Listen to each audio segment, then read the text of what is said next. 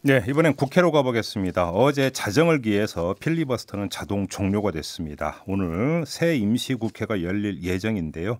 변수가 몇 가지가 있는 것 같습니다. 그래서 지금부터 차례로 여야 원내 대변인 연결해서 입장 들어보도록 하겠습니다. 자, 먼저 여당으로 가겠습니다. 더불어민주당 원내 대변인을 맡고 있는 정춘숙 의원 전화 연결합니다. 의원님 나와 계시죠? 네, 안녕하십니까. 네, 정춘숙입니다. 안녕하세요. 시간이 짧기 때문에 바로 본론으로 들어가겠습니다. 네. 오늘 본회의를 안 열고 내일 열 거다라는 보도가 어제부터 나오기 시작을 하던데요. 맞습니까? 네. 뭐 아마 그렇게 될 것 같습니다. 그런데 이게 홍남기 경제부총리 탄핵소추안 처리를 막기 위한 꼼수 아니냐 이런 지적이 나오던데요. 뭐 글쎄요. 그런 면도 있고요. 네. 또 한 가지는 지금 이제 뭐 다 지켜보셨겠지만 사흘 내내 이 문희상 의장님 그리고 주승용 부의장님이 4시간 교대로 지금 50시간이 넘는 이제 그 시간을 좀 사례를 보셨어요. 그래서 뭐 두 분의 뭐 건강이나 피로도가 굉장히 좀 그 우려할 정도의 수준이 될 수가 있어서 좀 그 쉬었다 가는 게 좋겠다. 그리고 굉장히 과열되어 있기 때문에 좀 냉각기를 하루라도 갖고 진행하는 게 낫지 않나. 또 그 사이에 또 우리가 협상의 문을 계속 열어놓고 있는 상태이기 때문에 협상의 가능성도 저희가 배제하고 있지 않고요. 잠깐만, 협상의 가능성이라 하면 어떤 걸 뜻하시는 겁니까? 뭐 일단 한국당하고는 이제 의결하기 직전까지도 저희가 뭐 협상하겠다 이런 얘기를 했었기 때문에 그 부분 또 일정에 대한 거 뭐 이런 거 어떤 것이든 얘기를 좀 의견을 맞춰가면서 하는 게 좋겠다 이렇게 판단하는 거죠. 하루의 말미를 두고 만약에 한국당한테 협상의 여지를 더 두겠다 이런 말씀이시네요. 그러면 네, 그런 부분이 있습니다. 일단 그 회의 진행과 관련해서 이주영 국회부의장 자유한국당 소속 이분은 지금 회의 진행을 거부를 하고 있는 거죠? 네, 그렇습니다. 그런 부분도 있고요. 또 그 23일에 보신 것처럼 국회 부의장인 신분으로 의장의 회의 진행을 방해하고 있기 때문에 사실은 회의 진행을 맡으실 만한 자격과 또 염치가 없으시지 않나 저는 뭐 개인적으로 그렇게 생각합니다. 그럼 예를 들어서 이주영 국회부의장이 그럼 이번 임시국회에서는 회의 진행하겠다 하더라도 민주당은 별로 달가운 건 아니다 이런 말씀이시네요. 글쎄요. 뭐 전체적인 의견은 뭐 제가 확인 안 해봤습니다만 그날의 분위기로 그날의 상황으로 보면 사실은 저분이 국회 부의장이 맞으시나 이런 생각이 들 정도였기 때문에 뭐 그렇게 반가운 상황이 아닌데 또 본인이 안 하시겠다고 하시니까 뭐 그렇게 된 거죠 지금. 홍남기 경제부총리 탄핵소추안 같은 경우는 오늘 지나면 자동 폐기가 되는 겁니까? 네, 뭐 72시간 이내에 의결하도록 되어 있기 때문에 그렇게 됩니다. 그렇게 되는 거고요. 만약에 표결에 붙이면 이거는 뭐 그러니까 뭐 부결될 수 있다 이렇게 보시는 겁니까? 예, 그렇습니다. 그러면 예를 들어서 한국당 일각에서 이야기되고 이거 꼼수 아니냐는 지적은 타당하지 않다고 지금 반박하시는 건가요, 의원님? 그렇습니다. 왜냐하면은 뭐 지금 저희가 그동안 쭉 의결해온 과정을 보시면 제가 23일 같은 경우도 예산 부수법안이라든지 뭐 이 회기 결정했고 이런 거 봐도 의결 정족수 148명 훨씬 넘겨서 지금 의결하고 있거든요. 그렇기 때문에 뭐 우리 4+1 공조 체계에 문제가 없기 때문에 표결한다면 뭐 문제 없다 이렇게 보고 있습니다. 알겠습니다. 지금 어제 자유한국당에서 나온 의혹이 있는데요.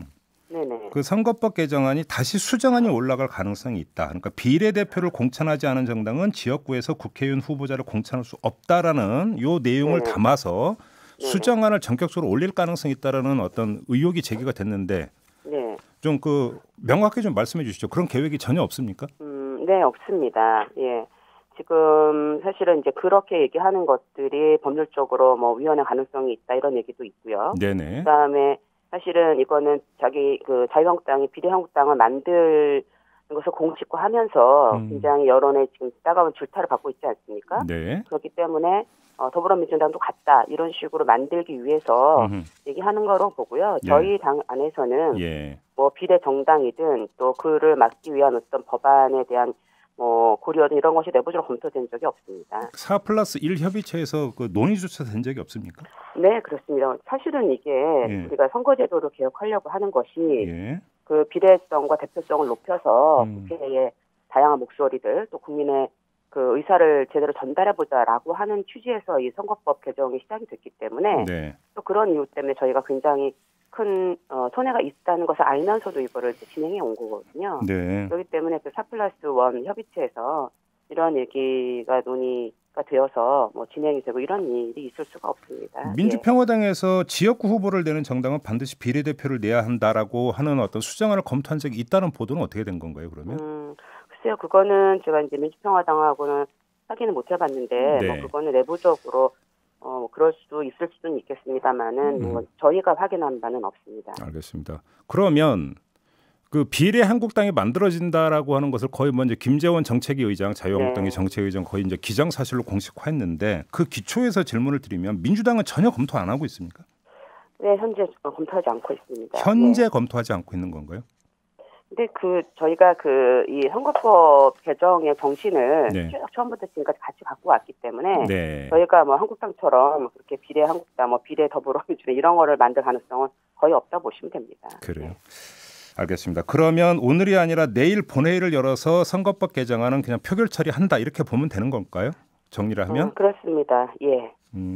알겠습니다. 그리고 어제부터 이제 또 다시 불거지고 있는 문제가 공수처 설치 법안인데요. 네네네. 오늘 나오고 있는 보도를 보니까 애당초 4월에 패스트트랙에 태워질 때 네네. 조국 당시 민정수석이나 홍영표 당시 원내대표가 검찰에 약속한 게 있었는데 네. 이걸 어겼다 이런 보도까지 나오고 있거든요. 윤석열 총장이 그래서 지금 이거에 대해서 뭐 격앙됐다 이런 보도가 나오고 있는데 어떻게 된 얘기입니까?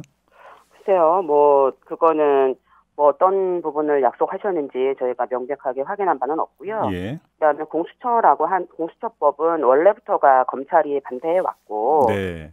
그렇기 때문에 저는 뭐 그 약속을 어겼기 때문에 뭐 그렇다라고 하는 것은 별로 이거는 가능성이 공수처 없다고 설치 생각합니다. 법안에다가 검경 수사권 조정안까지 포함해서 네네. 지금 하는 얘기인데요.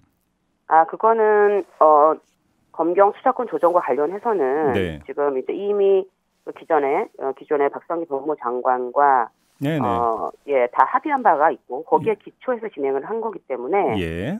그런 부분들은 저는 없다고 보고 있습니다. 약속 어긴 게 전혀 없다. 네, 네. 그런데 예를 들어서 이제 오늘 중앙일보가 보도한 내용을 보면 박상기 당시 법무장관까지 나서 가지고 확인까지 해서 문서를 돌리기까지 했는데 네. 이때 내용과 지금 나와 있는 내용이 다르다.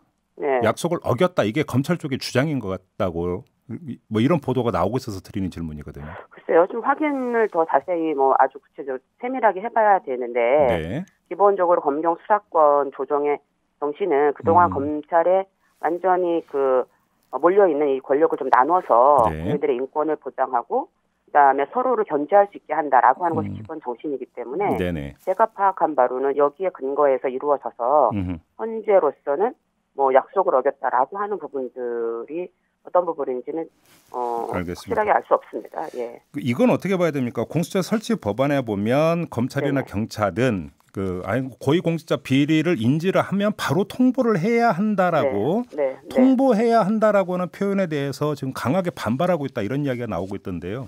네. 이건 어떻게 봐야 되는 겁니까? 이 문제는? 그거는 제가 볼 때는 이제 그동안에 본인들이 다 가지고 있었던, 때로는 필요할 때마다 썼었던 이런 그 자료를 다 사실은 통보한다는 게 거의 이제 공개해야 되는, 그러니까는 공수처에 공개해줘야 되는 부분이기 때문에 저는 오히려 반발한다고 보고요.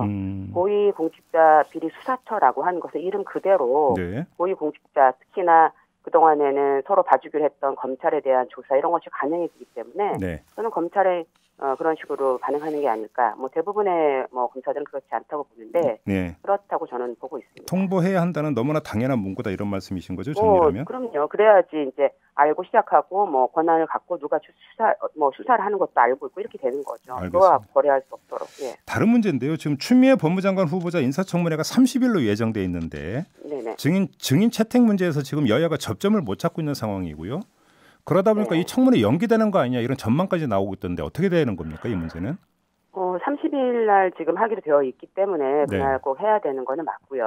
그런데 지금 이제 자유한국당에서 지나치게 많은 증인을 요구하고 있고 특히나 저희가 볼 때는 예를 들면 지금 울산 사건이나 이런 것들에 대한 증인들을 다 요청하는데 그게 추미애 지금 장관 후보자하고 관계가 있지 않거든요. 그렇기 때문에 사실은 이번 청문회도 마찬가지로 기존에 해왔던 것처럼 또 청문회 본래의 정신 후보자의 그 자질과 능력을 검증하는 것이 아니라 후보자를 흠집내서 사실은 굉장히 타격을 주려고 하는 그런 정치적인 목적이다.